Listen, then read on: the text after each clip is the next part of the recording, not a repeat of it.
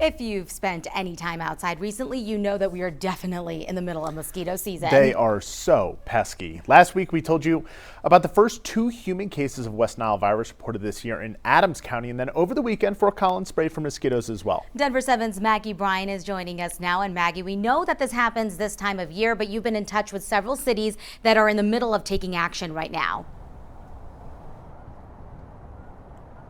Yeah, hey guys, good morning. And whether that's spraying for bugs or testing traps, it's definitely that time of year where cities start ramping up those efforts. So I spoke with an emergency room doctor about how you can keep your family safe. He told me if you have any plans to go camping or fishing this summer, just make sure you're wearing long sleeves and carrying that bug spray. And he said you should be fine. He says 3 out of 4 people who do get the virus do not have any symptoms. But for the other 25% who do, here are the symptoms he says to watch out for. He says fever, chills, body aches, and sometimes a rash across the chest, back, and arms.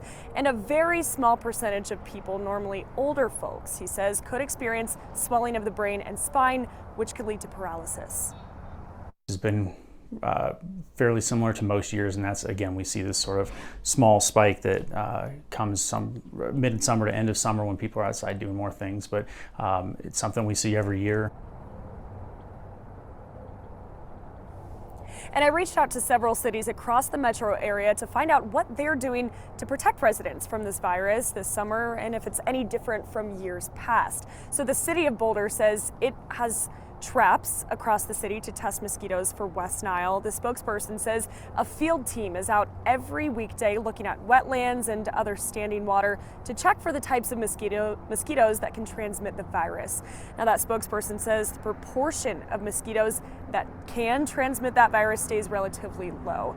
And now the city of Lakewood tells me it's increased mosquito control in recent years, especially near lakes, reservoirs, and ponds. That spokesperson says the city's 2 golf courses are the most active places for mosquito breeding.